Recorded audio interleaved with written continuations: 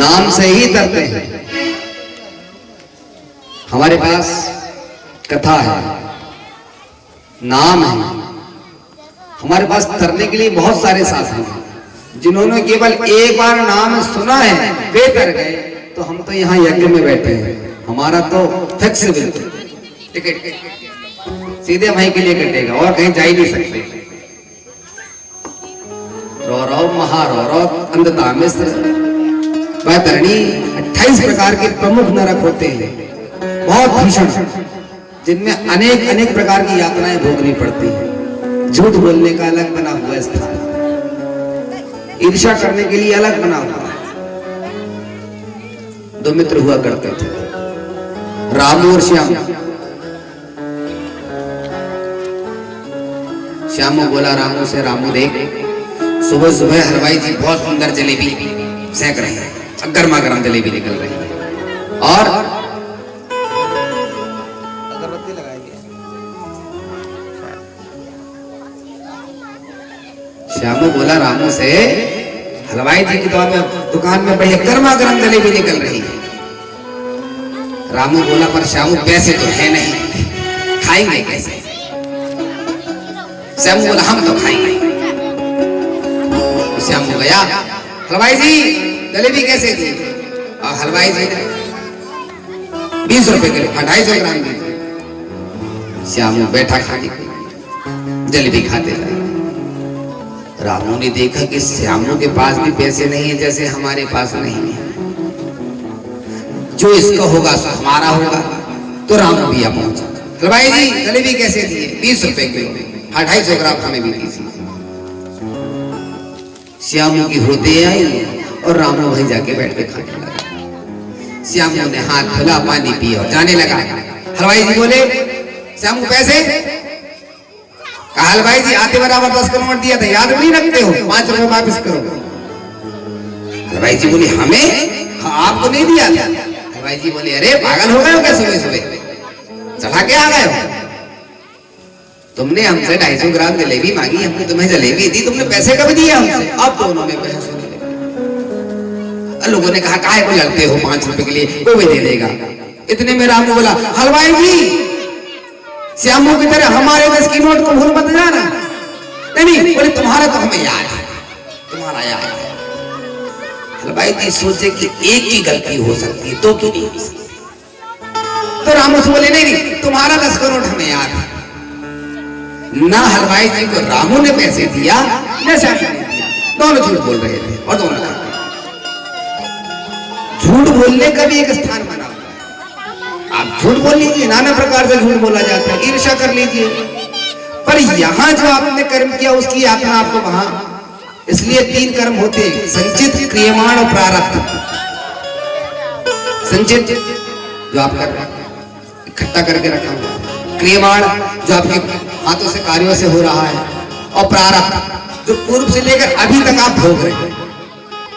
बहुत अच्छा आपने किए थे तो आप सुख और शांति का जीवन व्यतीत कर रहे हैं, और यदि कहीं ना कहीं आपने कष्ट का कार्य किया है, गलत कार्य किया है, तो आप कष्ट भोग रहे हैं। ये प्रारब्ध है, हर किसी को भोग। भगवान एक दिन भोजन कर रहे थे, गुड़ की ढेली पड़ी हुई थी। रुक्मणी जी ने भोजन के लिए थाली लगाई, प्रभु को बुलाया और कहा सरकार पाई। तो भगवान की नजर पड़ी गुड़ की ढेली में और भगवान मुस्कुराने लगे। भगवान को हंसते हुए देखा, रुक्मणी जी ने कहा प्रभु क्या बात है, भोजन की थाली में कुछ कमी रह गई जो आप हंस रहे हैं? नहीं रुक्मणी, भोजन की थाली में कोई कमी नहीं है, मैं वो थाली के बाजू में जो गुड़ की ढेली पड़ी हुई है उस पर नजर है मेरी। क्या देख रहे हैं प्रभु? कहा उस पे जो चीटा चिपक रहा है, बार बार घूम रहा है गुड़ खाने के लिए, वो 23 बार इंद्र रह चुका है। कितने बार? 23 बार। और उसकी आत्मा अभी तक तृप्त नहीं हुई है, उसके मन में संतोष नहीं आए थे वो गुड़ की ढेली को कैसे खाए जा रहा है। संतुष्टि जिसमें जब तक नहीं होगी आप भटकते रहेंगे।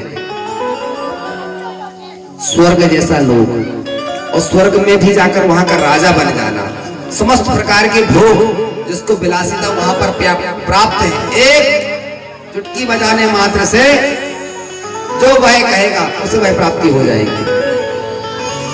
स्वर्ग का राजा इंद्र 23 बार रहा, एक बार भी नहीं, परंतु आत्मसंतोष नहीं रहा। प्रभु कहते देखो जीवन में संतोष धन होना आवश्यक है। दो बातन को भूल मत, जो चाहत कल्याण। नारायण श्री प्रभु नारायण एक मौत, दूजे श्री भगवान। मृत्यु होना ही होना आपका निश्चित है, जन्म से ही आपकी साथ परछाई की तरह चलती है। परंतु यदि आपका संचित क्रियमाण प्रारब्ध तीनों सत्कर्म से जुड़े हुए हैं तो आपको फिर नरक की यात्राएं नहीं होगी। अजामिल को लेने के लिए आए यम के दूत, इतने में विष्णु दूतों का रथ आ गया। अरे रुकिए, खबरदार, किसे ले जा रहे हैं? वह गया, जैसे पकड़ने लगे अजामिल को ले जाने के लिए यम के दूत, तो विष्णु के दूतों ने आगे रोक दिया। नहीं नहीं नहीं, हमारे सरकार का नाम लिया। यमदूतों ने बहुत समझाया, इसने चोरी करी, लूट करी, झूठ बोला, कपट किया, ईर्ष्या की, कभी नाम नहीं लिया। इसने अपने बेटे का नाम लिया। अब विष्णु दूत बोले नहीं नहीं, बेटे का नाम नहीं लिया, हमारे नारायण प्रभु का नाम लिया, इसे आप नरक में नहीं लिया। बेटे का नाम लेकर के बच गया। सैनिक गए पुनः यम के दूत, चित्रगुप्त जी से आकर कहे महाराज ऐसे लोगों के पास मत भेजा करो, अच्छे से पहले खाता देखा करो किसके पास में जाना चाहिए। हमें तो एक ऐसी लिस्ट बना करके दो जिसको हम लेकर के आए, जिसने सही में कर्म किया हुआ है। तो कैसे लोगों को लेकर आना चाहिए?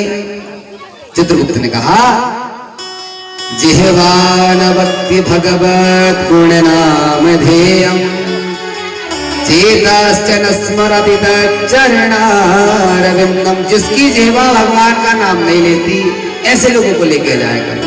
अच्छा, और जिसके नयन, जिसके नेत्र भगवान का नाम नहीं, भगवान के स्वरूप की आभा प्रभा को नहीं देखते, ऐसे लोगों को लेके जाया करो। और जिन हरि कथा सुनी नहीं काना, ऐसे लोगों को लेके जाया करो जिन्होंने कभी भगवान का नाम ही नहीं लिया हो।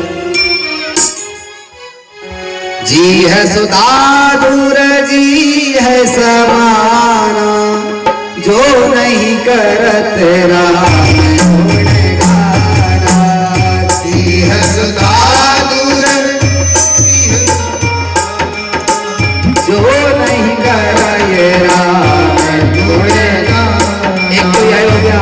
दूसरा, जिसने कभी भगवान का नाम ही ना लिया हो, जीवा होते हुए भी नहीं नहीं संत दरस नहीं देखा, लोचन मोरे पंच कर देखा।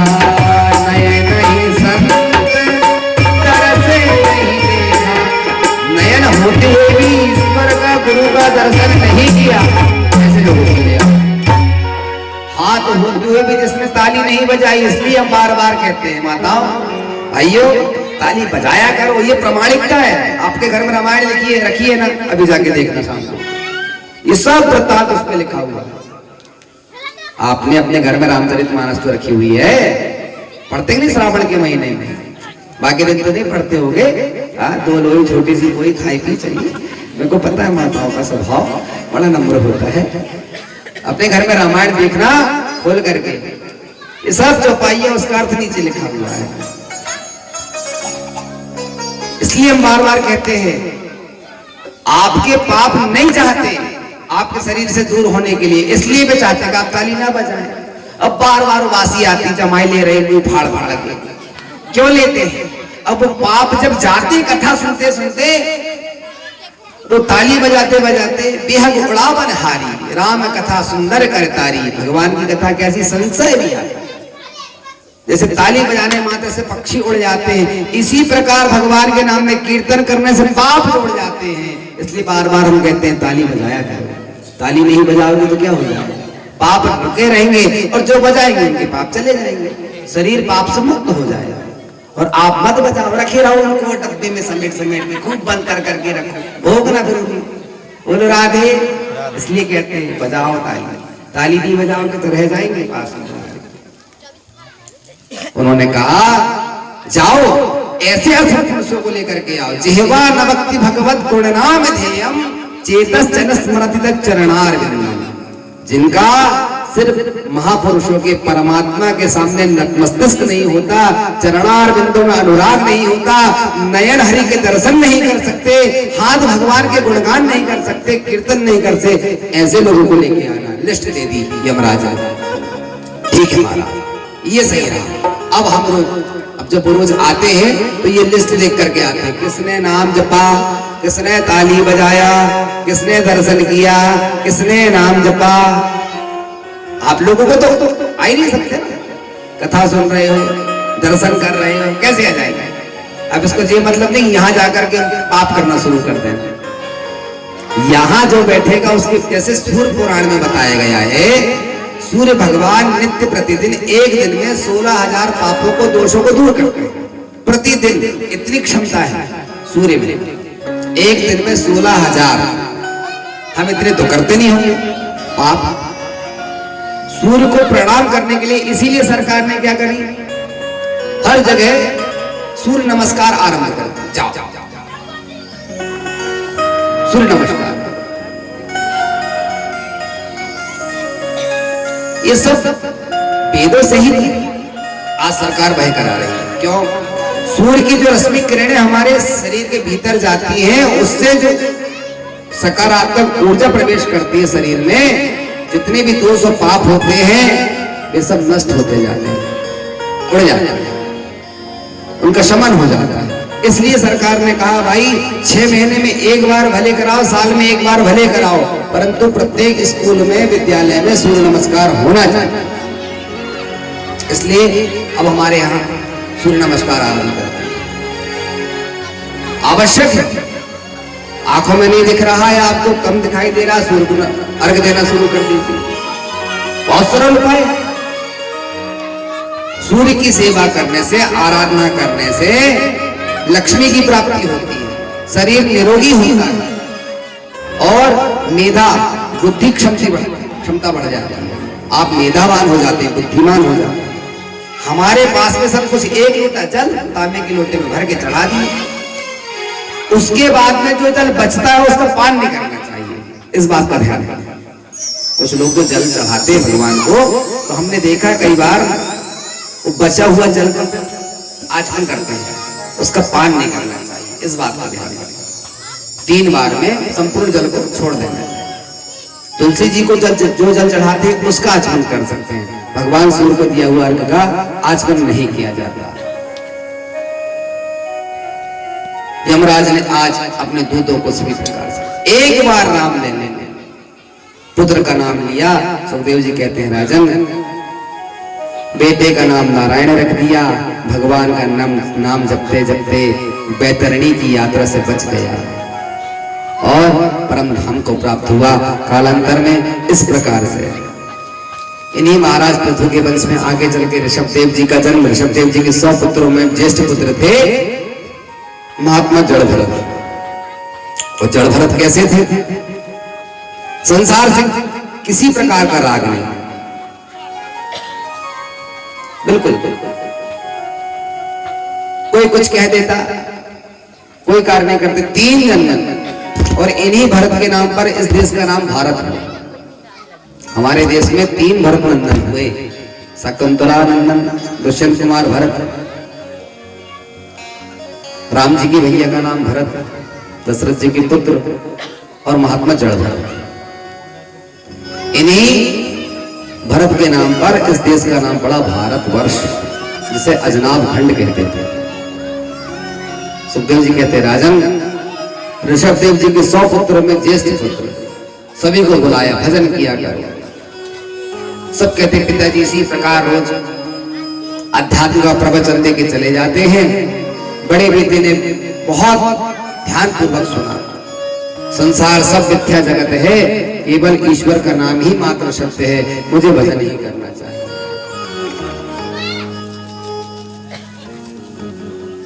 एक जन्म में भजन करने के लिए गए।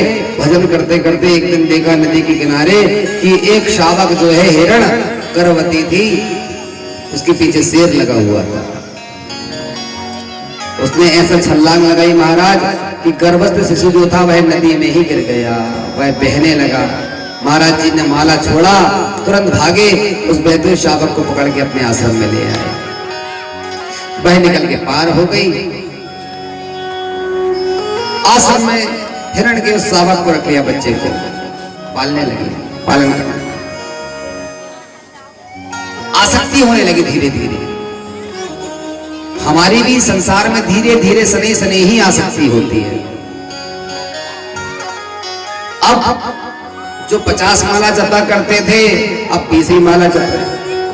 नहलाना, खिलाना, पिलाना, सुलाना, और कोई तो शावक था नहीं, उसके प्रति आसक्ति हो गई। धीरे धीरे आसक्ति होते गई।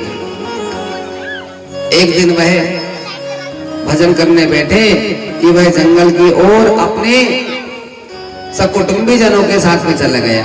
सकुटुंबी यानी हिरण के और भी दूसरे जो बच्चे थे वे जा रहे थे। इसने देखा ये तो मेरे जैसे चला गया। वहां वृक्षों में आपस घर्षण होने से पेड़ों में आग लग गई। समस्त नर पशु जो थे वे सब नष्ट हो गए। अंत समय में महात्मा जड़भरत ने हिरण का ध्यान करके शरीर छोड़ा तो अंते मति सागति।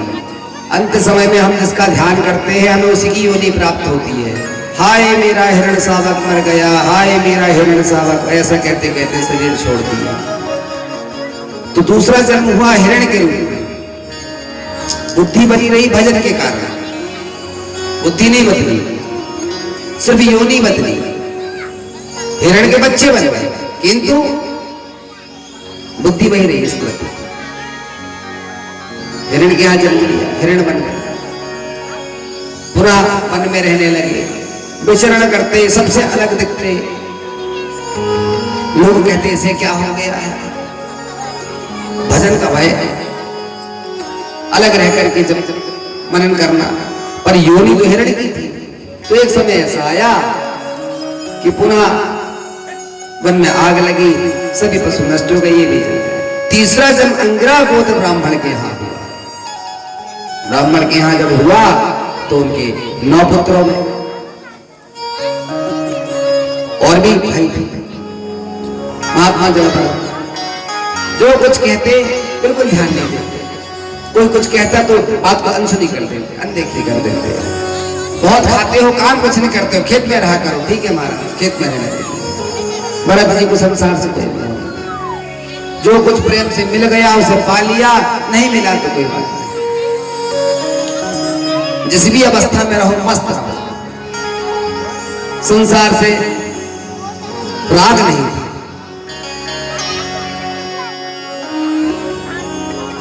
कहा गया है कि जिसका ये ऐलान है कि वो मजे में है, या तो वो फकीर है या तो फिर नशे में है। संसार से कोई राग नहीं, मस्ती में रहते। भजन का वह जो स्मृति थी वह तीसरे जन्म में भी बनी रही। भजन निरंतर चलते रहा, खेतों में रहते, काम करते। एक दिन उसी मार्ग से एक राजा की पालकी जा रही थी। राजा जा रहा था दूसरी दिशा में चढ़ाई करने के लिए। महात्मा जड़भरत वृक्ष के नीचे विश्राम कर रहे थे। विश्राम करते करते एक सैनिक राजा का बीमार पड़ गया। कहा जाओ नगर के आसपास जो कोई मिलता उसे उठा के ले आओ। महात्मा जड़भरत को उठा के ले आओ। चलो, उठ के चले। ये भी नहीं पूछा कहाँ ले जा रहे हो आप लोग, कौन हो, क्यों आए हो, कैसे आए हो, कुछ नहीं पूछा। उन्होंने उठाया तो चले, पालकी उठाओ, पालकी उठा ली।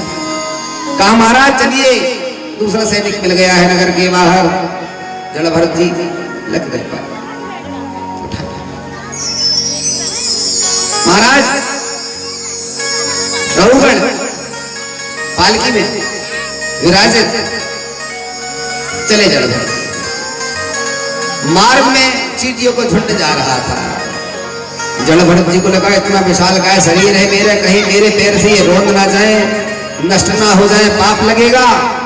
तो जड़ भरत जी उछले तो पालकी के भीतर बैठा हुआ रहुगढ़ की सिर में पालकी टकराई। कहा मूर्ख मेरी खोपड़ी फोड़ने में लगा है क्या? नाराज हुआ, कुपित हुआ राजा रहुगढ़। सैनिकों ने कहा महाराज हम तीन तो ठीक है, ये नया सैनिक आया है उछल कूद कर रहा। तो कहा बंदर है क्या? है तो इंसान ही, अच्छे से चलो। अब पुनः आगे बढ़े तो फिर देखा महाराज दूसरे जीव वहां से जा रहे थे। जड़ भरत जी ने कहा भैया देखो पैर मत रख देना, तुम्हारे चक्कर में कहीं दूसरे पशु रोंद ना जाए, छोटे छोटे जीव जंतु पाप नहीं करना चाहिए। दया धर्म का मूल है।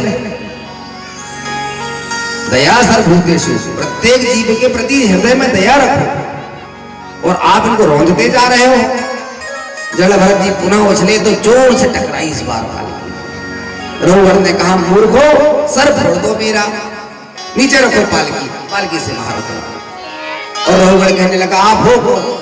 तो कहा आयामात्मा प्रवचने लभ्या, महाराज मैं तो ब्रह्म हूं, मेरा शरीर नहीं है। आयामात्मा आत्मराम स्वरूप हूं। आप कौन?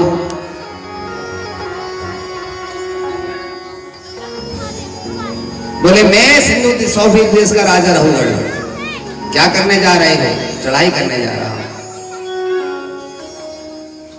उछल कूद क्यों कर रहे हो? महाराज आपको सृष्टि में इतने सारे नाना प्रकार के जीव होते हैं, आपके सैनिकों को रौंदते जा रहे हैं। आप कंधे में हैं, आप स्वामी हैं, वे सेवक हैं, यहां तक तो ठीक है, किंतु आपके द्वारा किसी की मृत्यु हो जाना, हत्या हो जाना, महाविकट नरक की यात्रा करनी पड़ती है। रहुगढ़ बोला आप तो हमें ऐसे दे रहे हो वेदांत का ज्ञान जैसे आपने पूरा भाष्य ही पढ़ा हो।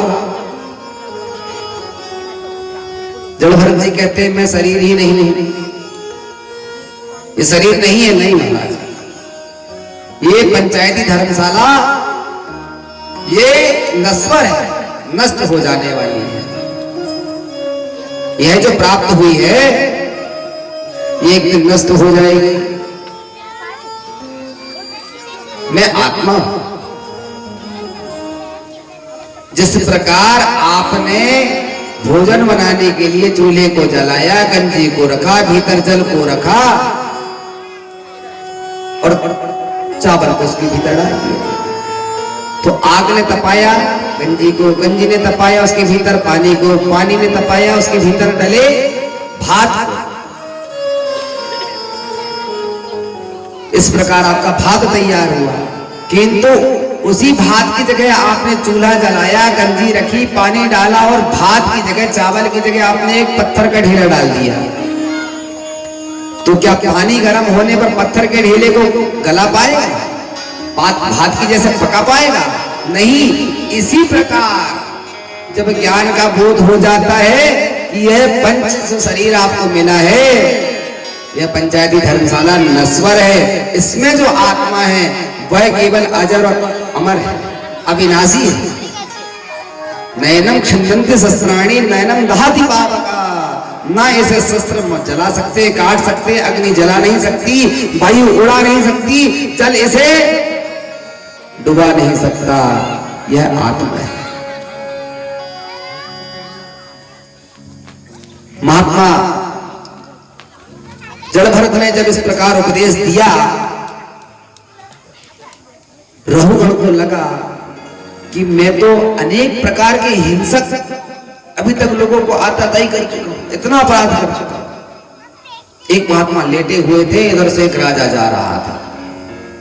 लोगों ने जाकर कहा महाराज हटो हटो हटो, बहुत बड़ा कुंभ का मेला लगा हुआ था, कारी राजा साहब जा रहे हैं, स्नान करेंगे उसके बाद में आगे बढ़ेंगे। महात्मा ने कहा तो हम शहंशाह से कम है क्या? लोगों ने बहुत हटाया। महात्मा ने कहा हम नहीं हटे, बुलाओ उसको। राजा स्वयं चल करके आया। तो कहा आप कहाँ के शहंशाह हो? तो कहा हम। अरे कहा हम सारे जगत के शहंशाह हैं। मुझे जानते हो? कहा तुम्हें जानकर क्या करेंगे?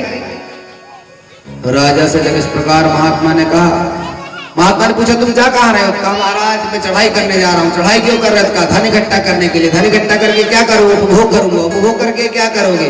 उसके बाद में महाराज संसार का त्याग करूंगा। तो कहा कि तुम अभी करने जा रहे हो ना, ये सब हम कर चुके हैं, इसलिए तुमसे बड़े शहंशाह हम हैं। अंत में त्याग ही मात्र रह जाता है। क्या करोगे इतना उपभोग करके? रहुगण की बात में समझ में आ गई।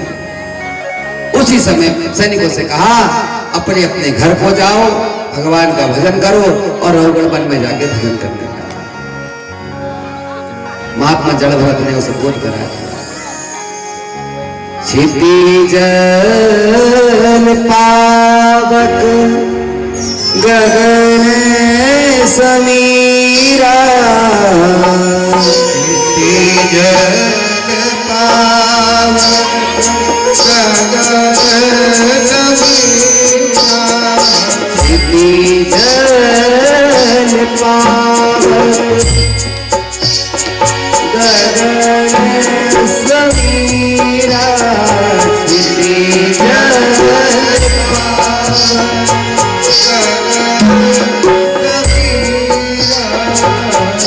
पंचरचित आदि। इससे तात्पर्य यह है कि पंचभूत तत्वों से निर्मित यह शरीर तो है पर अधम है, पूर्ण नहीं है।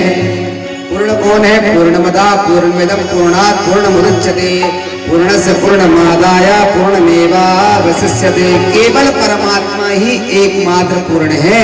बाकी हम जितने भी संसार के जीव हैं सब अधम हैं। सभी के भीतर पांचों तत्व विलीन हैं। ये एक समय के लिए हमें धर्मशाला मिली हुई है। यहाँ पर हम सब यात्री हैं और यहाँ यात्रा करने आए हुए हैं। इसके बाद में एक दिन जैसे जैसे सबकी यात्रा पूरी होते जाएगी, सभी यात्री को अपना घर, अपना कमरा, अपना दुकान सब छोड़ के यहाँ से जाना पड़ेगा। सब यात्रा पे आए हुए हैं। इसलिए यदि यह पांच भौतिक धर्मशाला मिली है तो इसका सदुपयोग कर लीजिए।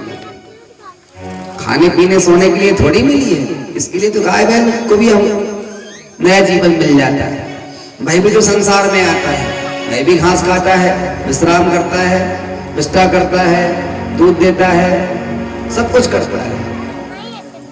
भजन नहीं कर सकता, मनुष्य शरीर से ही मात्र भजन होता है। इसलिए जब तक जियो तब तक पियो। आसक्ति, संसार के प्रति इतना भी देहाभिमान नहीं होना चाहिए, इतनी भी आसक्ति नहीं होनी चाहिए। लोग इतने ज्यादा आसक्त हो जाते हैं, वे भूल जाते हैं, उन्हें यह लगता है महाराज कि संसार ही सब कुछ है, परिवार ही सब कुछ है, इसके अलावा कुछ नहीं है। एक राजा ने अपने राज्य में घोषणा करवा दी कि मृत्यु के बाद क्या होता है। मौत जब हो जाती है उसके बाद क्या होता है, जो हमें बताएगा उसे हम आधा राज्य दे देंगे। सारे राज्य में घोषणा हो गई। मृत्यु के बाद क्या होता है? अब मरने की बात कौन आगे बताएगा? जो मर गया वो कभी आगे बात कर सकता है? बोलो बोलो। राजा के मन में जिज्ञासा हुई कि मृत्यु के बाद संसार में होता क्या है। उसने घोषणा करवाई, जो कोई हमको आकर के बताएगा कि मृत्यु के बाद में क्या होता, हम उसे आधा राज्य दे देंगे। घोषणा हो गई। कोई मरने को तैयार नहीं। अरे भाई जो मरा वो वापस पुनः लौट के थोड़ी आएगा। गांव में एक सेठ जी रहते थे, वे तैयार हो गए। अति कंजूस लोग खूब कहते महाराज संतान नहीं है, कुछ तो दान करो, कुछ तो लोगों का सहयोग करो, सेवा भाव से मदद करो। वह दान तो नहीं करता। उसने कहा कि हम मरने को तैयार हैं। जैसे सुना कि आधा राज्य देने वाला है राजा, तो कहा हम मरने को तैयार हैं। सैनिकों ने कहा महाराज चलो भगवान की कृपा हुई, एक मिल ही गया। लाए उसे कवर होता, चिता बना के बनाई गई, लेट गया। लेटा कर एक फकीर रहता था गांव। उसने कहा सेठ जी जाते जाते कुछ तो देते जाओ। अरे कहा चलो जाओ, अभी हम मरने जा रहे हैं, कल बात करेंगे तुमसे। अरे कहा महाराज जब कल मर ही जाओगे तो दोगे क्या, अभी तो दे दो। उसने कहा कि नहीं नहीं अभी कुछ नहीं देंगे। अरे कहा महाराज रोज आता हूं आपके घर में, करुणा नहीं है आपके हृदय में, दया नहीं है, थोड़ा सा तो दे सकते हो, घर से ले लूं, खबरदार ताला लगा तोड़ना मत, कल आके बात कर। मरने जा रहा है फिर भी नहीं दे। राजा ने कहा भाई व्यवस्था करो इसकी। ठीक है महाराज। उठाए, राम नाम सत्य है, राम नाम सत्य है, ले गए मरघट पर, ले जाकर के कब्र खोद दी गई। और फकीर ने छोड़ा पीछा, फकीर पीछा करते करते पहुंच गया।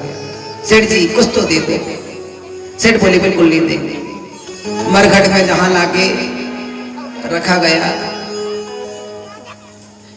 लेटे हुए सेठ जी ने देखा फकीर बार बार मांग ही रहा है, तो बादाम के छिलके पड़े हुए थे, तो उठा करके ऐसा दे दिया मुट्ठी भर, ले इसी को खा लेना। अब बादाम के छिलके, बादाम होते तो कुछ खाता मोटा होता, बादाम के छिलके में कुछ होता है। और सेठ ने उठाया बादाम के छिलके खा लिए, ऐसे दे दिया। अब बहुत पसंद हुआ फकीर का, चलो कुछ तो दिया। मंत्री ने कहा खोदो गड्ढा, गड्ढा खोदा गया। लोग नीम की डाली हिला रहे हैं, मुर्दा मृत आदमी पड़ा हुआ है, इसको दफन करना है। दफनाने के लिए बढ़िया कब्र खोदी गई, लेटा दिए उसको गड्ढे में। और लेटाने के बाद में महाराज छोटा सा एक छेद छोड़ दिए कि इससे वायु जाती रहे, तो ये श्वास लेते रहे और रात भर इसके साथ क्या होगा ये देखते हैं। और जैसे तैसे लेटाए, सायंकाल का समय हुआ, सूर्य अस्त हो गया, लेटा दिए गए, सब पूरी कब्र में सब तरफ से मिट्टी डाल दी गई, एक छोटा सा छेद मात्र छोड़ दिया। रात्रि का समय आया,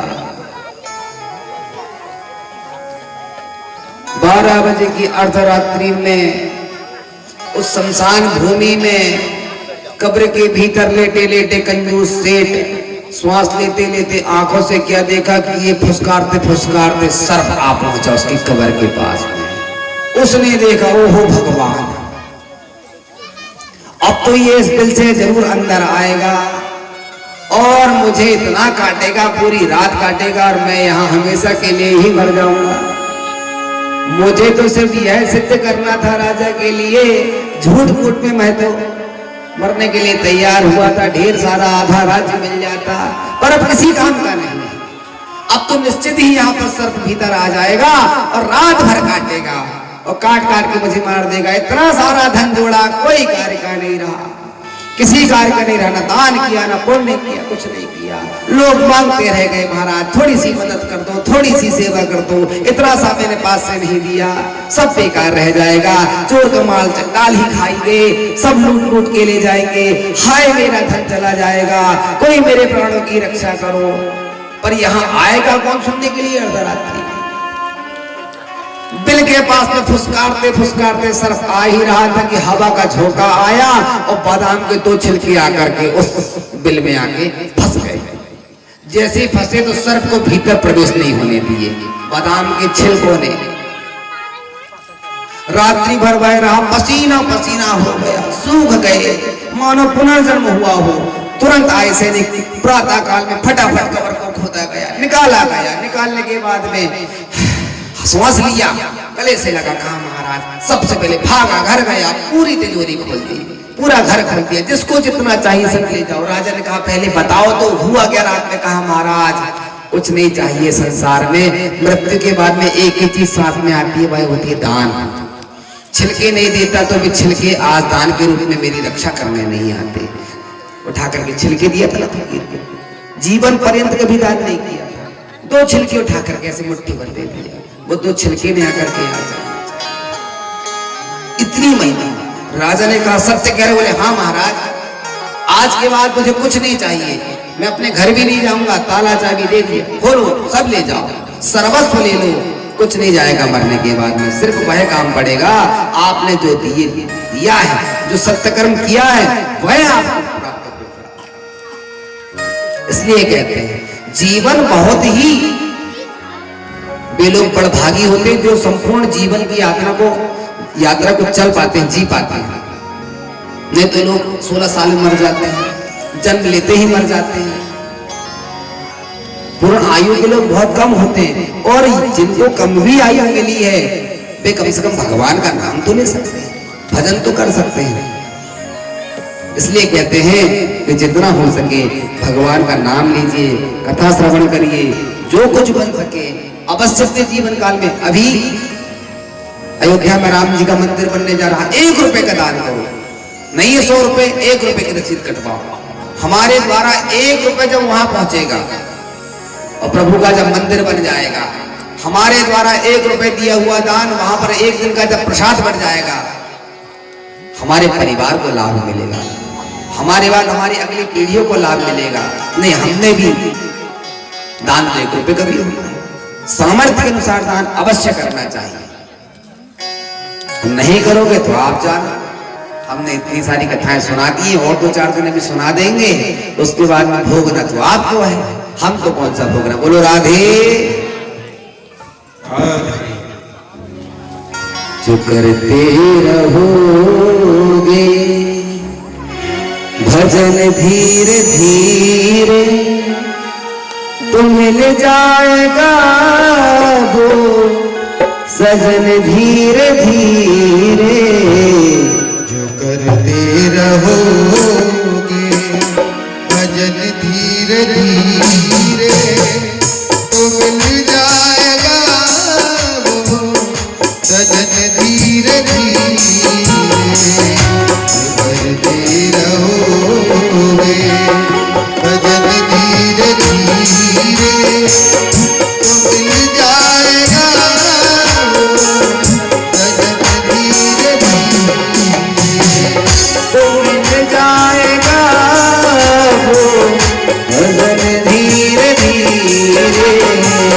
तो मिल जाएगा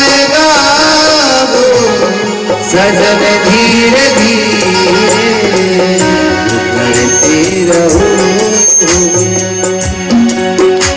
हरि बोल।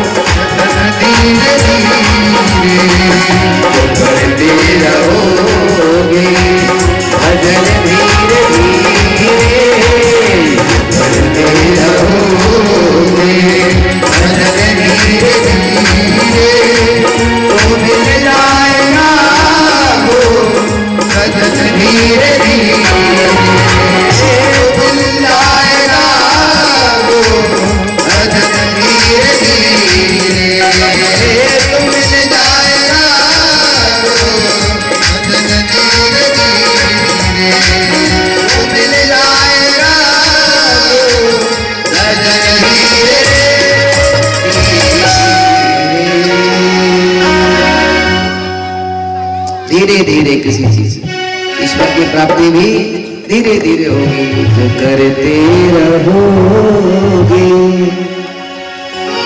भजन नित्य करिए, प्रतिदिन करिए, जितना हो सके उतना करिए। आपकी आयु में बढ़ोतरी, आपकी बुद्धि में बढ़ोतरी, आपके धन में बढ़ोतरी, आपके घर के कर्म में बढ़ोतरी, सभी बढ़ोतरी करना भजन। इतने सारे लोग आज देश विदेश में लोगों ने, विदेशों में कितने सारे लोग गोमांस नहीं खाते, भजन करने लगे। भजन के प्रताप से विदेश में, जबकि वहां का कल्चर है, वहां गोमांस खाना, मीट खाना, ये सब। पर भजन जब से करने लगे तो उन्होंने अब सबका त्याग कर दिया, सात्विक जीवन जीने लगे। भजन के प्रताप से आप स्वयं देखिए कितने उदाहरण है इतिहास में जिन्होंने भजन किया और ईश्वर की प्राप्ति की। बिहार में, पुराना झारखंड, एक बच्चे का जन्म हुआ, जन्मते ही वह अंधा हुआ, जन्मांध।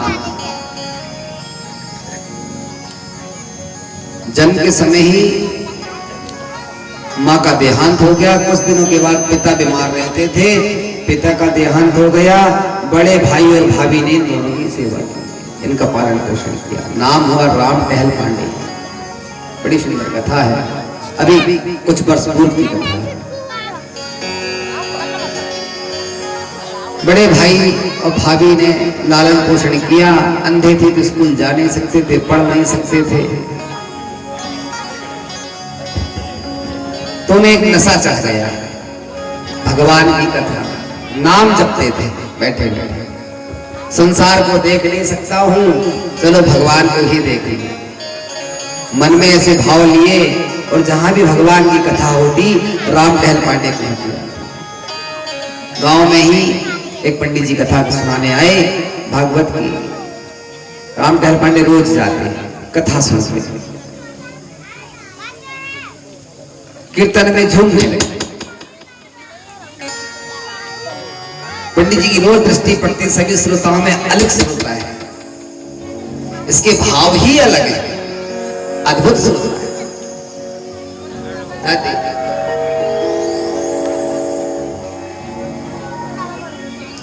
सातवां दिन पूर्ण हुआ। राम टहल पांडे ने कहा, दीवाल का सहारा लिया, धीरे धीरे पहुंचे। व्यास जी से जाकर कहा, महाराज आप मुझे अपने साथ में रख लो, मैं आपके कपड़े धो दिया करूंगा, आपकी खूब सेवा करूंगा, आपके चरण दबा दिया करूंगा। क्यों?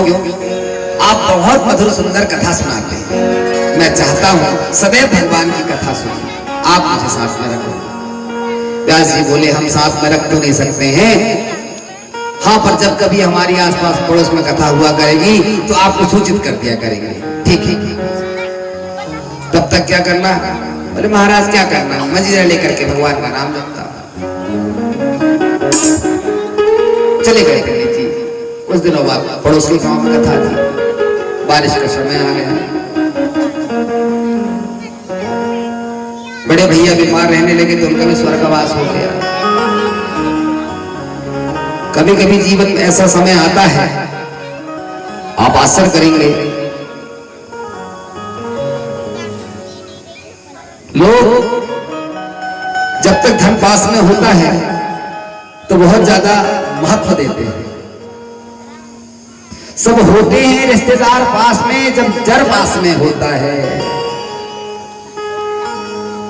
जर यानी धन, और गरीबी में रिश्ता छूट जाता है।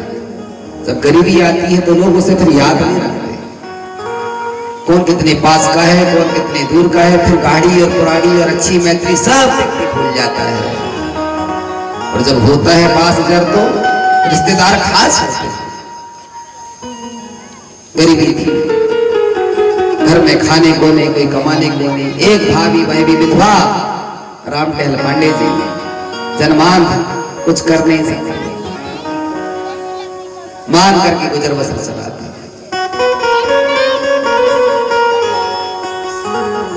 वर्षा ऋतु का समय आया, पड़ोस के गांव में कथा होनी थी। कथा सुनने जाते रोज, कथा सुन।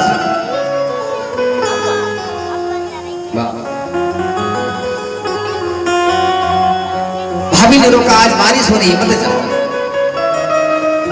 तो कहा कथा का समय हो गया है, धूप पड़ती थी त्वचा में तो पहचान जाते थे 12 बजने वाला है, 1 बजे से पंडित जी कथा सुनाएंगे। अब घड़ी तो देखते बनेगी नहीं, तो जैसे ही प्रथम द्वार में आते थे और धूप त्वचा में पड़ी तो समझ जाते थे इतना समय हो गया है, कथा में जाना चाहिए। एक लाठी हाथ में चले जा रहे, मार्ग में कोई मिल जाता हाथ पकड़ के ले जाता। फिर नहीं बन पाया, भोजन नहीं हो पाया, भूखे चल पड़े। मार्ग में जा रहे थे, कुआं था, कुआं में गिर पड़े। लोगों को आवाज लगाई, भैया कोई मेरा हाथ पकड़ के मुझे निकाल देगा क्या? गहरा कुआं, इतने पानी में डूब गए, अंधे, दिखाई देता नहीं, संसार को देख नहीं सकते, पुकार लगा रहे हैं, क्या कोई मेरी पुकार सुन रहा है?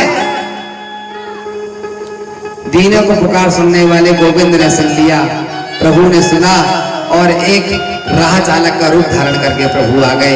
अपना गमछा छोड़ा, उपने को डाला, हाँ हाँ चिंता मत करो, कहाँ हो भैया? अरे कहा महाराज मैं इधर कुआं के भीतर हूँ, इधर आओ इधर आओ। दिखा? हाँ हाँ दिख गए। हाँ ठीक है, मैं ये कपड़ा दे रहा हूं, इसको पकड़ करके और आना। और भगवान ने हाथ पकड़ के बाहर निकाला। कहां जा रहे हो? अब बस यही पड़ोस के गांव पलटवाड़ा के गांव जा रहे हैं। अच्छा हाथ पकड़ के कथा स्थल तक प्रभु स्वयं छोड़ने गए।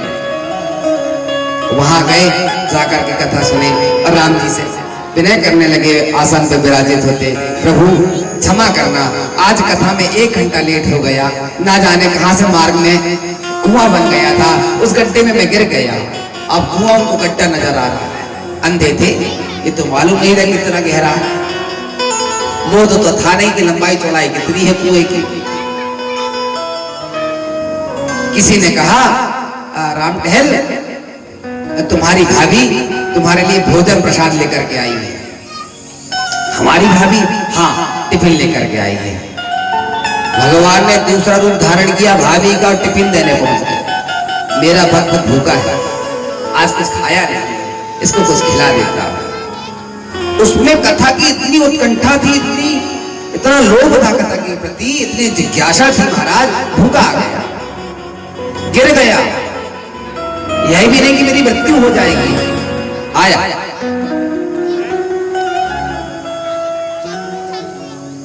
अच्छा ठीक है, पंडित जी कोई भजन सुनाएंगे ना, तब मैं भोजन कर लूंगा। लोगों ने कहा अभी कर लो, 2 बजने वाला है, समय बहुत होते जा रहा है। नहीं नहीं, कथा के बाद में पा लूंगा। कथा पूरी हुई, भूखे बैठे बैठे भूखे ही कथा सुना, खूब कीर्तन किया, खूब छूटे, और मन ही मन अपने आप को प्रायश्चित करने लगे। आज 1 घंटे की कथा रह गई। जो कथा के रसिक होते हैं, जो भगवान के सच्चे भक्त होते हैं, उन्हें एक एक क्षण कथा के लिए, भगवान के भजन के लिए ज्यादा निकालते हैं। और हम ऐसे हैं कि घर में बैठे, बोलो राधे ना, पूछाने तो गुरु जी को क्या होता है, अभी क्या क्या कुछ नहीं था संसार में, खाने को नहीं थे। उसके बाद जब हुआ, भोजन ग्रहण किया, प्रसाद लिया, पंडित जी को प्रणाम किया, घर आने लगे। घर आए और भाभी से कहा इतना कष्ट क्यों करी हो? कष्ट नहीं करना था आपको, मैं रात में आके भोजन कर लेता, डिब्बा लेके आने की क्या जरूरत थी? भाभी ने कहा हम वो डिब्बा लेके? किसने कहा हम डिब्बा लेके आए थे? अरे कहा ये डिब्बा में साथ में लाया। और भाभी ने देखी तो डिब्बा भी घर का ही है। डिब्बा तो घर का है, पर मैं तो गई नहीं राम टहल, आपको किसने दिया? राम टहल बोले हमको एक व्यक्ति ने कहा तुम्हारी भाभी आई है और बढ़िया पकवान सुंदर भोजन बना के पालो। कथा चल रही थी, कथा में बैठे बैठे कैसे भोजन करता, तो मैंने पूरी कथा सुना, उसके बाद में प्रसाद को प्राप्त किया।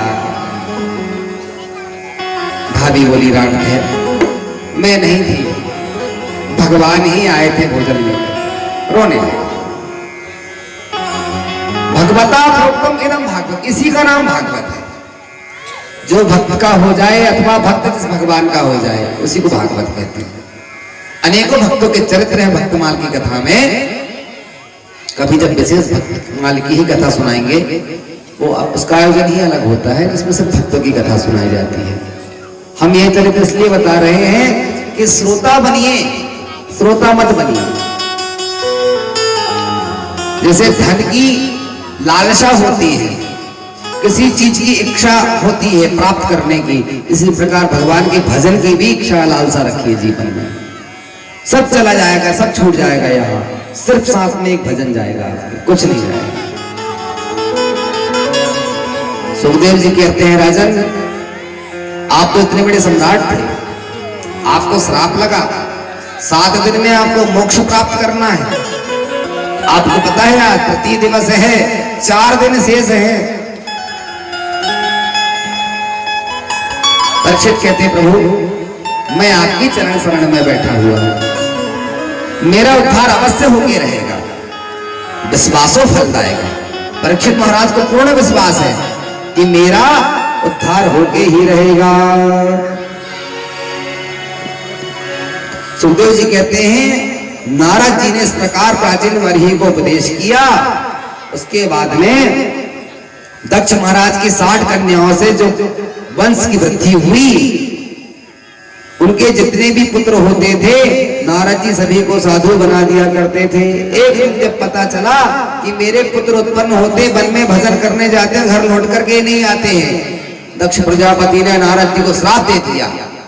अरे नारद, तू मेरे बच्चों को सबको साधु बना रहा है, जा मैं तुझे श्राप देता हूँ, आज के बाद तू एक क्षण एक पैर से ज्यादा कहीं स्थिर ही नहीं रहेगा। नारद जी ने कहा, चलो जो भी होता है बहुत अच्छा होता है। साधु को एक जगह रुकना भी नहीं चाहिए, बहता जल और फिरता साधु दोनों पवित्र होते हैं। साधु एक जगह रुक जाएगा तो लोग उसे गृहस्थी मान लेंगे, और महात्मा जो चलायमान होते हैं वे स्वतंत्र होते हैं। स्थिर जल यदि हो जाएगा तो काई पड़ने लगेगी, कीड़े पड़ जाएंगे, और नदी यदि धारा प्रवाह चल रही है तो सदैव निर्मल ही आपको दिखाई देगी। एक आश्रम में एक भक्त ने गाय दान किया। शिष्य ने गुरु जी से कहा, गुरु जी एक गाय आई हुई है। हाँ गुरु जी बोले, रख लो, अच्छा है। काली चाय पीते थे, अब दूध वाली चाय पियेंगे बढ़िया कल से। और 4 दिन बाद पता चला कि दूसरा शिष्य आया, बोले गुरु जी वो भक्त आया था, जिसने गाय दिया था, आज उसने अपनी गाय वापस ले गया। गुरु जी बोले, चलो ये भी अच्छा हुआ, कौन गोबर फेंकता उसका। बोलो, ये तो भाव होने चाहिए, मन को हम मोड़ दें। ये सब मन की गति है, कामना की पूर्ति नहीं होती क्या होता है? भगवान गीता में कहते हैं, जब आपकी इच्छा पूर्ति नहीं होती है तब क्रोध जन्म लेता है। बच्चे ने आपसे कहा, पिताजी आप चौराहे जा रहे हैं, मेरे लिए आप चॉकलेट ला देना, और आप ना लाओ। अब उसकी जिज्ञासा, उसकी आशा, पिपाशा, लालसा यह लगी रहेगी, पिताजी कब आते चौराहे से, मुझे कब चॉकलेट देते।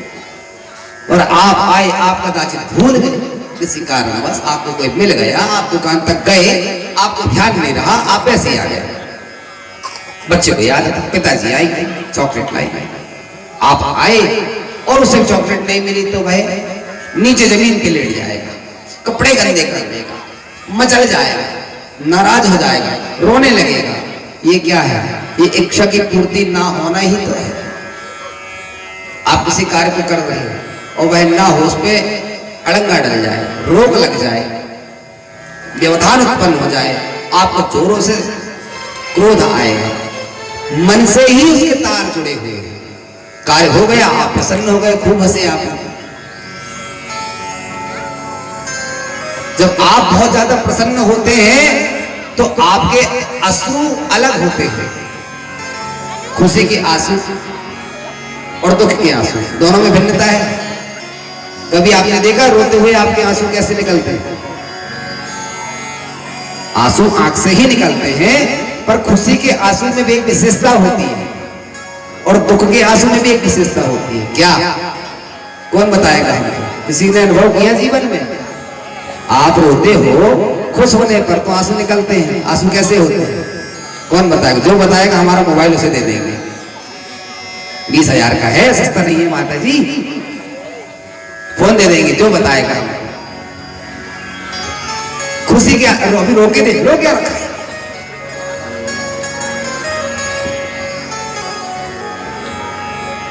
नहीं किया अनुभव, किसी ने नहीं किया, अनुभव ही नहीं किया, रोई ही नहीं। अरे वाह, प्रणाम है आप सभी को। बलड़वाड़ा के लोग रोते भी नहीं, इसे कहते हैं समाज। ना जाने कहां कहां के लोग रोते हैं, इनसे सीखे वो। खुशी भी आंसू नहीं आती। अच्छा, खुशी होते तब भी आंसू नहीं आते। बिटिया ने खूब बड़े अच्छे नंबर लेके पास हुई, दामाद ने खूब तरक्की करी, हम आज नाती पोते वाले हो गए, तो खुशी में आंसू आते कि नहीं आते? अच्छा एक बात बताओ, बेटी का विवाह के बाद जब उसकी विदा करते हो तो हंसते हंसते करते हो, रोते रोते करते? फिर तो रोते होंगे, नहीं रोते? अच्छा मैं नहीं बताता, अब कल पूछूंगा सब घर में जाके एक एक बार ट्राई कर लो। क्या जाता ट्राई करना, कर लेना चाहिए।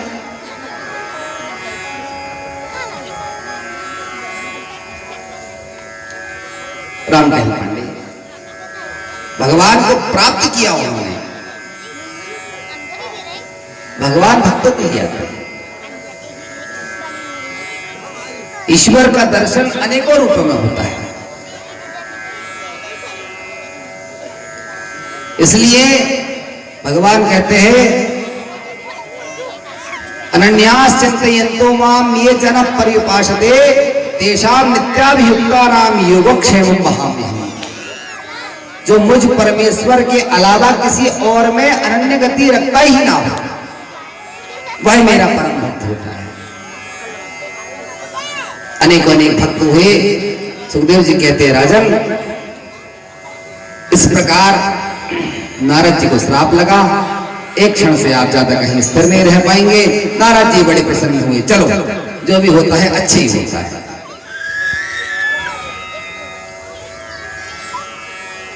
इंद्र ने एक बार बृहस्पति जी का अपमान कर दिया, गुरुदेव बृहस्पति नाराज होकर चले गए, तो तुष्टा मुनि के पुत्र विश्वरूप को गुरु बनाया। उसके 3 मुख थे।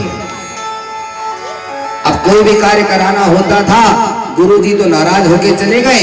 सभा लगी हुई थी, गुरु जी आए, इंद्र नाच गाने में ही इतने मस्त बैठे थे और गुरु जी की तरफ देखा ही नहीं, देख करके अनदेखा और कर दिया। तो महात्मा बृहस्पति नाराज हो गए और गुरुदेव नाराज होकर जब चले गए तो उन्होंने स्वर्ग में आना ही बंद कर दिया। अब कार्य कैसे हो गए? तो ब्रह्मा जी ने कहा ठीक है, विश्वरूप को गुरु बना लो, उनके द्वारा कार्य करा लो।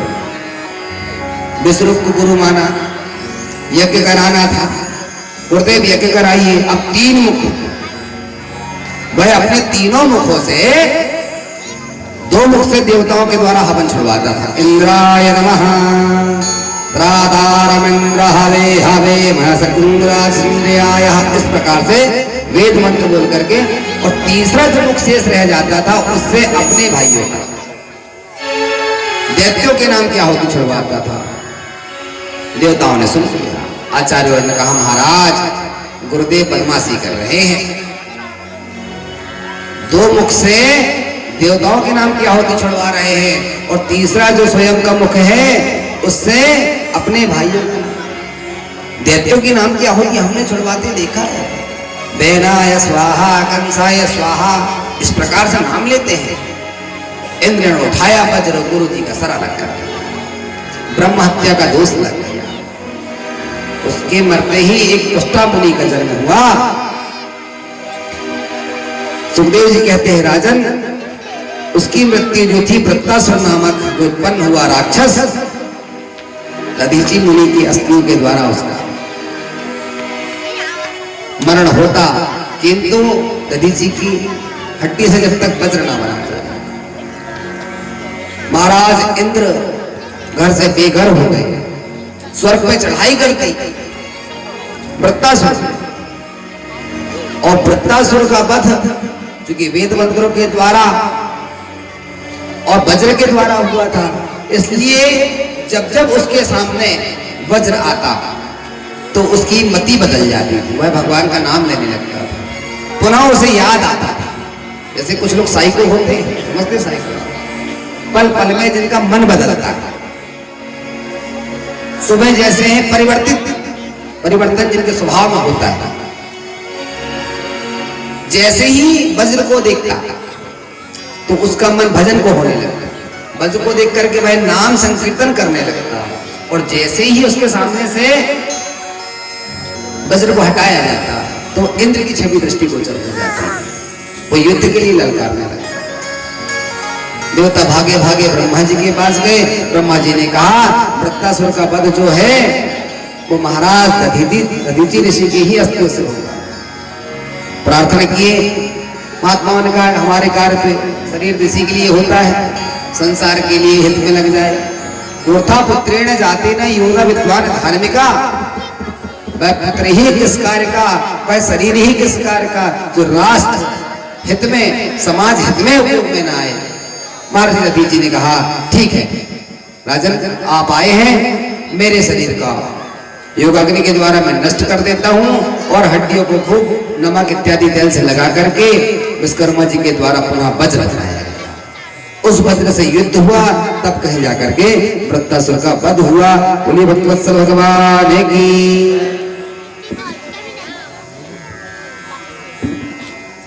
परीक्षित ने पूछा प्रभु भगवान क्या सबके साथ संभव व्यवहार रखते हैं, सभी के साथ एक सी दृष्टि रखते हैं? सुखदेव जी कहते हैं हाँ राजा, सूर्य का कार्य प्रकाश देना है, चाहे भोजनालय हो, चाहे विद्यालय हो, चाहे पूजनालय हो, चाहे शौचालय हो, प्रकाश सदैव सभी जगह जाएगा। स्थान कौन सा है उससे उससे कोई मतलब नहीं। एक माली जिस प्रकार सारे उद्यान को हरा भरा रखता है, बगीचे को सुंदर रखता है, इसी प्रकार प्रभु हैं, वे अपनी अनुकंपा से सभी के साथ समदृष्टि रखते हैं। समदर्शी मोहे कहे सबको, इसलिए भगवान को समदर्शी कहा जाता है। परीक्षित ने पूछा प्रभु समदर्शी? कहा हाँ, मैं एक ऐसा व्याख्यान तुम्हें बताता हूं तो दैत्य कुल में भी भगवान का नाम यहाँ हुआ करता था और भक्तराज वहां प्रकट हुए। भक्तराज का नाम लिया सुखदेव जी ने तो परीक्षित को जानने की अति उत्कंठा हुई। परीक्षित ने पूछा प्रभु बताएं कैसा आख्यान है? सुखदेव जी कहते हैं दिति ने हठ पूर्वक सहवास किया, जिसके कारण दो पुत्रों की उत्पत्ति हुई, दो संतान उत्पन्न हुए, हिरण्याक्ष हिरण्यकशिपु। हिरण्याक्ष का वध हुआ भगवान वराह के द्वारा, तप करने के बाद दोनों ने चढ़ाई की। उसके बाद में बैठा बहुत क्रोध में हिरण्यकशिपु, उसने पुनः घोर तपस्या करी ब्रह्मा जी, और ब्रह्मा जी की जब घोर तपस्या करी तो ब्रह्मा जी प्रसन्न हुए। तपस्या का वर्णन आता है कि इतनी तपस्या करी कि शरीर में दीमक लग गई, दाढ़ी जो थी उसमें पक्षी घोंसले बना के रहने लगे। ब्रह्मा जी ने इस प्रकार जब घोर तप देखा तो प्रकट हुए, मांगो बस क्या मांगना चाहते हैं? हिरण्यकशिपु ने कहा ब्रह्मा जी वरदान आप देना चाहते हैं तो मुझे यह दीजिए कि ना मैं दिन में मरूं ना रात में मरूं, 12 महीने में कभी ना मरूं, आकाश में ना मरूं, पाताल में ना मरूं, आपकी बनाई हुई सृष्टि में किसी के द्वारा ना,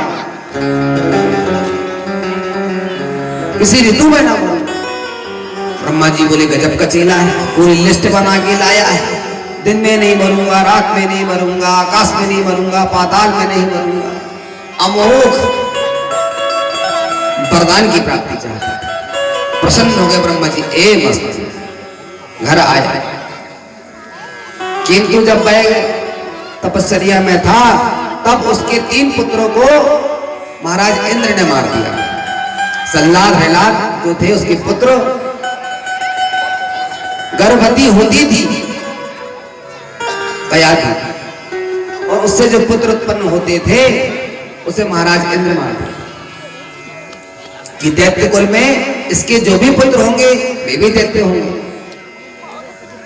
और बड़े भारी भीषण दैत्य होंगे, इसलिए इन्हें गर्भ में ही नष्ट कर देना ठीक है। अपने प्राणों की रक्षा करते हुए कयाधु गर्भवती हुई। महाराज हिरण्यकश्यप तो घर में नहीं थे, वन में निकल गए।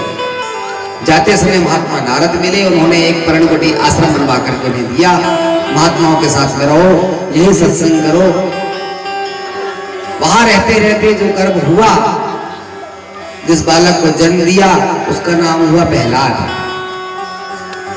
कयाधु जब आश्रम में रहती तो सत्संग करती, गर्भस्थ शिशु जो कुछ शिक्षा लेता उसे सुनाई पड़ती बच्चे को।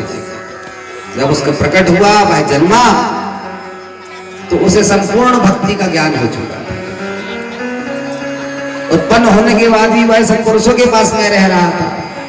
इधर जब महाराज हिरण्यकशिपु की पूर्ण तपस्या हुई, वे गृह आए, राजमहल में आकर के पूछा धर्मपत्नी कहाँ है हमारी?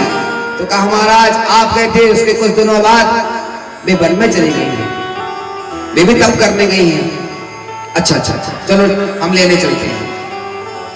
जंगल गए, वन में जाकर के कयाधु को और कयाधु नंदन भक्त प्रहलाद को महाराज हिरण्यकशिपु ने आज पुनः अपने महल में ले आया। रहने दिया। सने सने धीरे धीरे कालांतर में प्रहलाद जी बड़े हुए, 8 वर्ष के हो गए।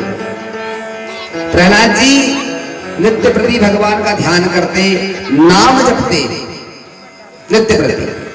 लोग कहते और जब उनके मुख से यह सुनते तो वे भी आश्चर्यचकित रहते कि महाराज यह किस प्रकार का बालक है जो निरंतर भगवान का नाम लेता है।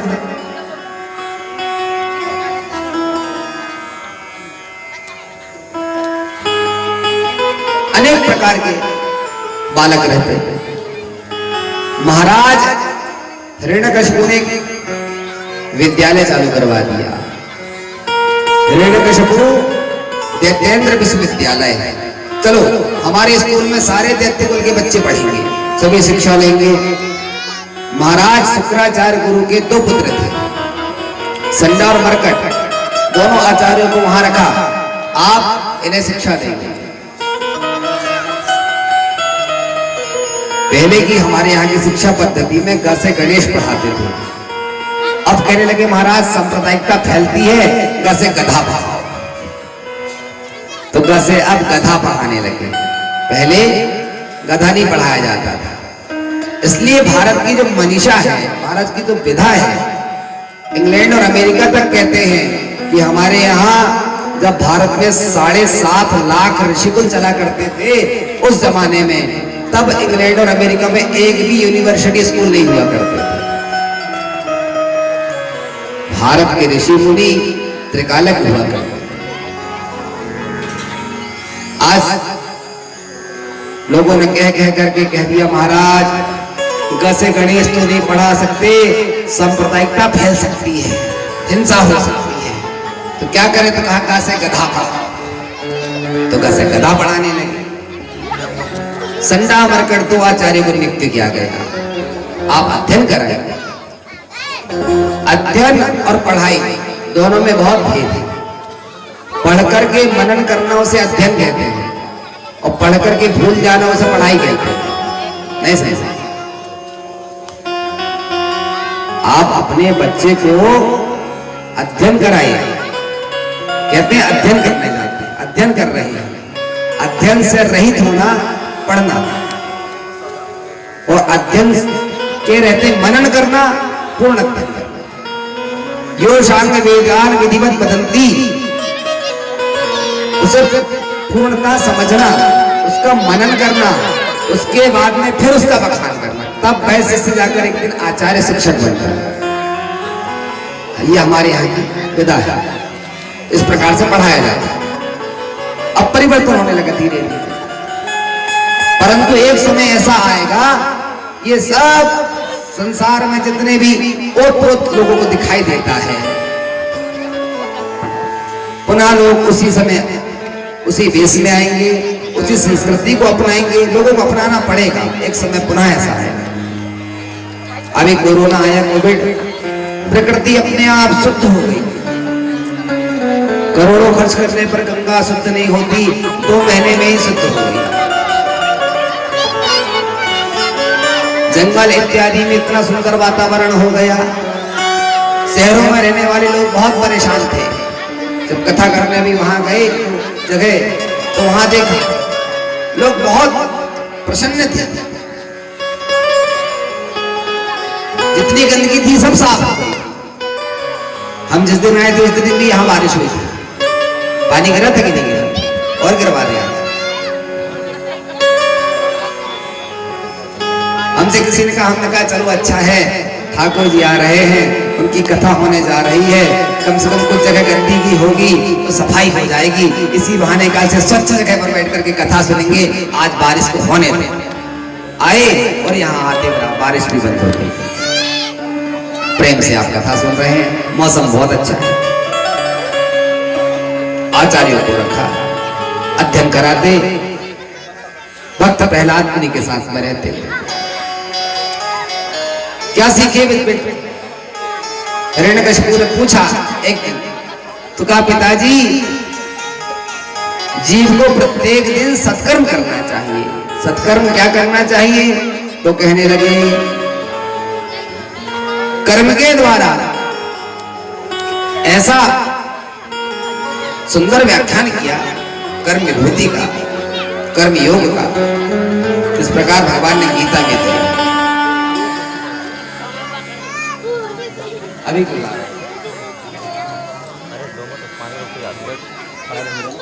प्रभु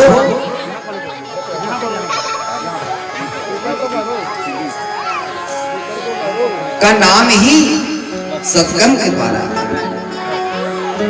आपने कार्य किया। उसमें किसी प्रकार का हेतु नहीं होना चाहिए। भक्ति 2 प्रकार की होती है, स्वार्थ निस्वार्थ। माताएं झांकी है आप सभी को, अभी उसका चेहरा देखने को मिलेगा। मुख ही तो है जैसा अपना है वैसा उसका है। आप तो ऐसा देखना चाह रहे हैं जैसे नई बहू आई है, किसकी बहू कान का कितना अच्छा पहनी, देखेंगे सब मिलेगा।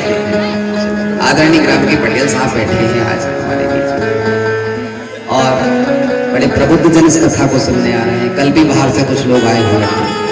तो आप सभी शांति का परिचय दीजिए, श्रोता बनिए। आप ही शोर करेंगे तो बच्चों से उनका हक क्यों छीन रहे हैं? आप शोर करने की आयु इनकी है, उन्हें भी शांतिपूर्वक बिठा लें। इसका भी आप मानो। देखिए कुछ श्रोता भी और आ रहे हैं। प्रत्येक कर्म में जीव को चाहिए कि वह स्वार्थ रहित हो। तो हमारे द्वारा कहा पिताजी ये जो संसार निर्मित है, ये आदि मध्य और अंत रहित जो है, इसमें केवल पूर्ण परमेश्वर का ही। इस प्रकार से जब वर्णन किया कर्मयोग के कि त्रिकालाभाषित परमेश्वर ही है, परमात्मा ही है, उनके द्वारा ही सब कुछ चलित है। ईश्वर चाहेगा तो वायु की प्राप्ति होगी, आपको तेज मिलेगा, आपको रस की प्राप्ति होगी।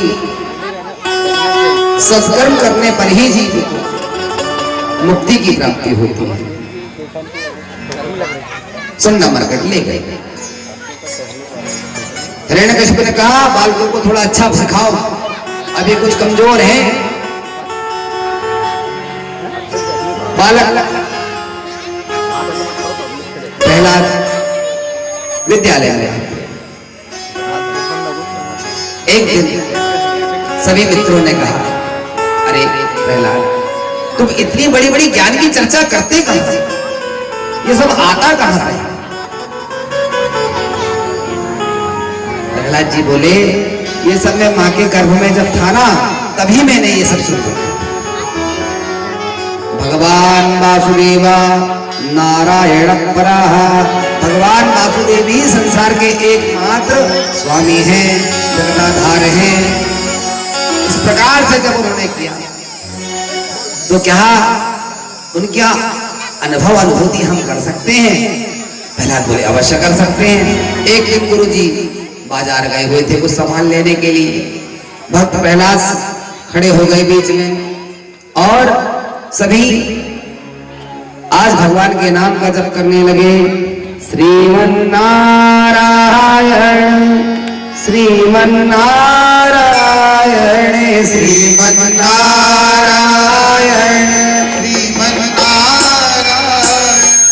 श्रीमन्नारायण श्रीमन्नारायण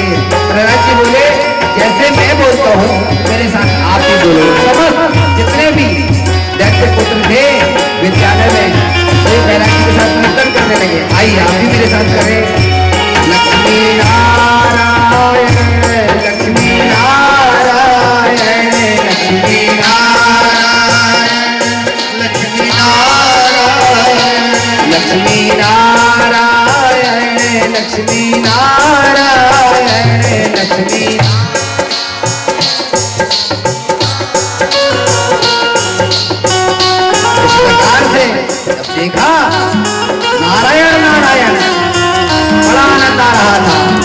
आते बराबर दोनों ही संडा मरकट ने आकर के देखा, तुरंत जाकर के बताया महाराज आपका पुत्र तो नारायण का नाम ले रहा है।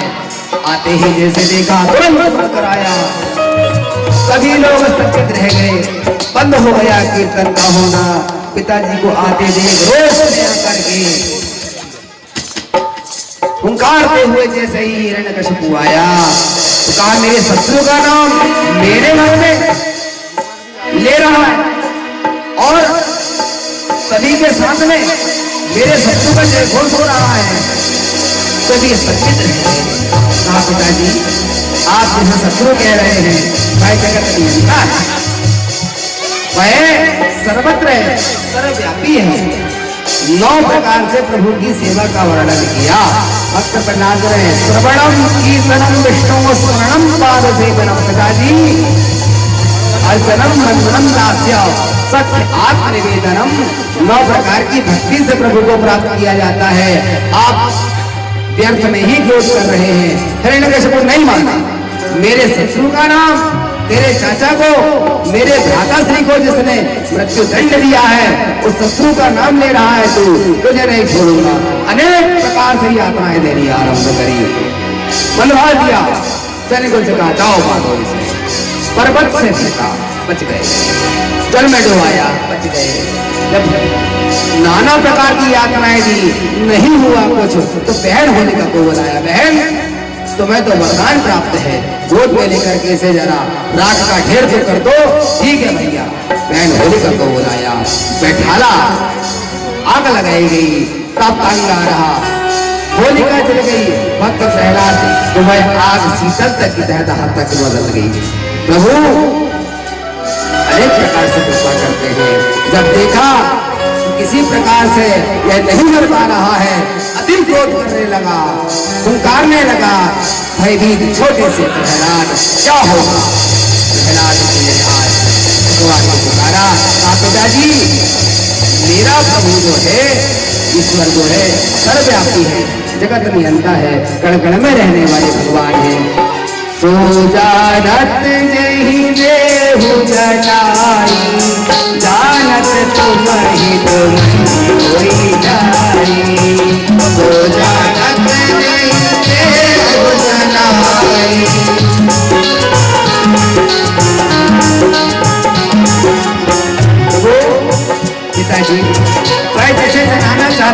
स्वयं ही जान जाता है और चाणक तुम्हें कमई हो गई।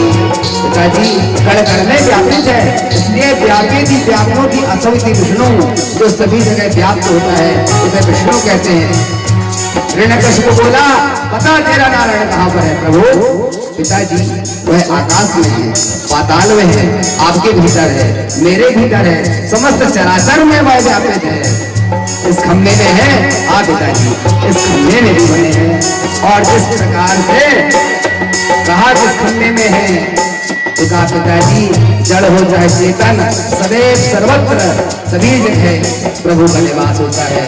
और खम्भे को जैसे ही उसने गदा का प्रहार किया उस खम्भे के भीतर से प्रकट हो गए प्रभु।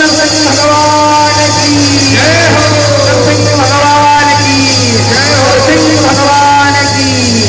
भक्त प्रहलाद छोटे से देखते रह गए और हिरण्यकशिपु को जैसे ही दबोचा तुरंत उसने वज्र प्रहार किया प्रभु के ऊपर।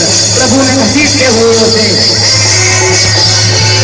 शहरी पर ले गए। शहरी पर ले जाकर के उसने कहा अरे मेरे द्वारा इस प्रकार से मैं मर नहीं सकता, ब्रह्मा की दृष्टि में कोई मुझे मार नहीं सकता। अनेक प्रकार से जब कहा भगवान नरसिंह बोले चिंता मत कर, ना दिन है न रात है, सायंकाल का समय चल रहा है, ऋतुओं में देख ले 12 महीने में अधिक मास चल रहा है। हिरण्यकशिपु बोले मैं ब्रह्मा की सृष्टि में किसी के द्वारा नहीं प्रकट हो सकता। नरसिंह भगवान बोले ब्रह्मा मुझे नहीं, मैं ब्रह्मा को बनाता हूँ, ब्रह्मा मुझे क्या बनाएगा। और भगवान ने जब हिरण्यकशिपु ने कहा कि मैं अस्त्र से नहीं मर सकता, शस्त्र से नहीं कोई मुझे मार सकता, भगवान ने नख के द्वारा उसका शरीर विदीर्ण कर दिया। भक्तवत्सल भगवान की जय हो। उड़ गए मारने वाला है भगवान, बचाने वाला है भगवान, मारने वाला है भगवान, बचाने वाला है भगवान। पालन दाता होता इसका, पालन दाता होता इसका, मारने वाला है भगवान, बचाने वाला है भगवान।